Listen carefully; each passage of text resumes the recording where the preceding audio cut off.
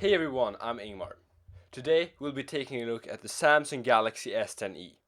It was released in the beginning of 2019 as the cheaper part of Samsung's S lineup, costing around $750. Now with it being around 5 years old, it can be picked up for less than $200. But even then, is it any good?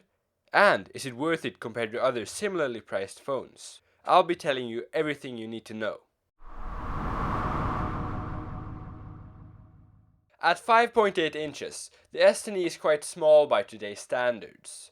But with its pocket-friendly size, it can easily be used with one hand. The side-mounted fingerprint sensor is incredibly fast. So fast I sometimes even forget it has a lock screen. And yeah, for those who care, it also has a headphone jack.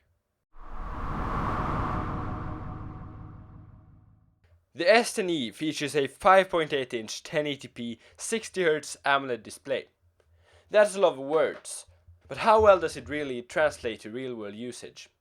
Well, the AMOLED screen makes colors pop and black's actually black. And despite its lower refresh rate compared to modern smartphones, it still feels buttery smooth. At least on the home screen. In some more demanding apps it can get quite choppy. But that's not the display's fault, but more the processor's. But we'll get to that later on. For reference, the rest of this video was recorded on my iPhone as my main camera using this Rode microphone. This part, however, is completely recorded in the stock camera app of the S10e. It has a total of 3 cameras, 2 on the back and 1 on the front. The front 10 megapixel selfie camera is decent. I mean, it gets the job done. The rear cameras, however, are actually quite good. The photos I have taken with them are great. Here are some samples so you can see for yourself.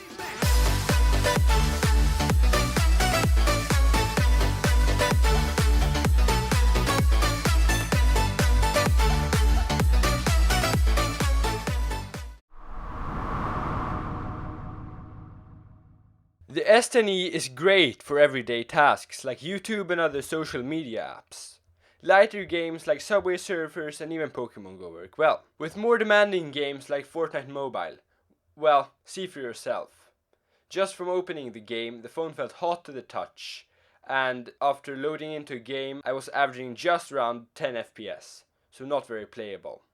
Just like most other Samsung devices, the S10e has 2 versions. Exynos and Snapdragon.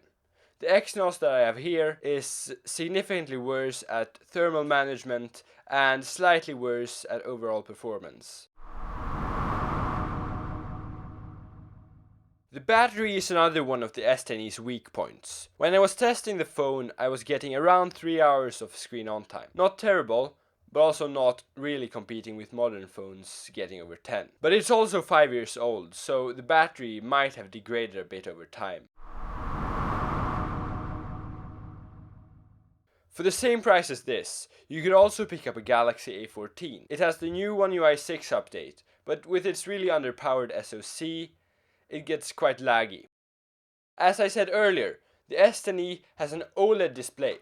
The A14 does not. And the A14 is also completely made out of plastic compared to the S10e that is made of glass and aluminum. So, should you get the S10e? Well, if you're on a tight budget and don't want to break the bank, it's great. It still beats budget phones any day of the week in both design, performance and overall usability. Let me know in the comments if I missed anything, so don't forget to comment, like and subscribe so you don't miss out on future uploads.